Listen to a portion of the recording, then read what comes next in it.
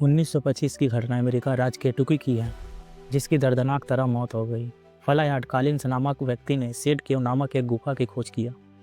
Floyd को यह विश्वास था कि यह गुफा फायदेमंद साबित होगा।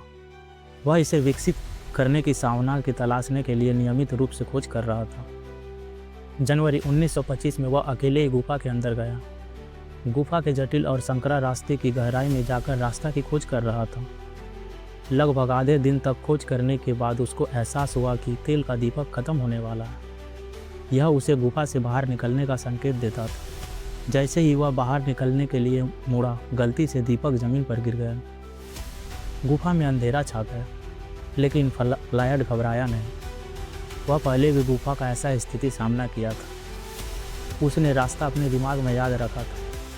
वह अंधेरे में आगे बढ़ने लगा। वह गुफा का सबसे छोटा रास्ता में आगे बढ़ने लगा। वह अपने हाथ और पैर के करीब रखकर धीरे धीरे आगे बढ़ रहा था। जब उसने अपने पैर से जोर लगाया तो उसके पैर पर 12 केजी का पत्थर गिर गया। वह वहाँ फंस गया। चोट के दर्द से उसका पूरा शरीर स्वाभाविक रूप से हिल गया, जिसके कारण उसके ऊपर चट्टान का पत्थर और ढीला रेत गिरने लगा। अब फ्लायड पूरी तरह से फंस गया था। बस उसका सिर चेहरा ही ठीक था। वह अपने को छुड़ाने की बार बार कोशिश की, लेकिन नहीं छुड़ा पा रहा था। 45 मीटर अंदर फंस गया था। हेल्प के लिए चिल्लाने का कोशिश भी नहीं कर पा रहा था। उसके चेहरे के ऊपर दरार से पानी का बूंद गिर रहा था।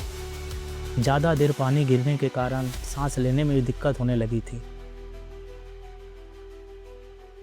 अगला दिन फ्लायड का भाई होमर के पास पहुंचा तो उसे फ्लायड का शर्ट मिला। उसे एहसास हुआ वह गुफा के अंदर फंसा हुआ है। होमर तुरंत अंदर गया। उसने फ्लायड को फंसा हुआ देखा। वह मदद के लिए बाहर चला गया। यह खबर पूरा शहर को झंझोर कर रख दिया था। गुफा के बाहर बहुत सारा लोग इकट्ठा हो गए। बहुत सारा लोग बचाने की बहुत कोशिश की। छोटा रास्ता होने के कारण कुछ नहीं कर पा रहा था। होमर अपनी समझदारी से फ्लायड के लिए खाना और लाइट का इंतजाम कर दिया। होमर फ्लायड के लिए शरीर से पत्थर रेत निकालने का कोशिश किया, पर फायदा नहीं हुआ और वहाँ वह चपा जाता था। एक न्यूज़ रिपोर्टर स्थिति को समझने के बाद पेपर में छाप दिया। यह घटना पूरे देश को अपनी ओर खींच लिया। फ्लायड को बचाने के लिए एक नई योजना पर बात हो रही थी। एक खोजकर्ता ने आइडिया दिया।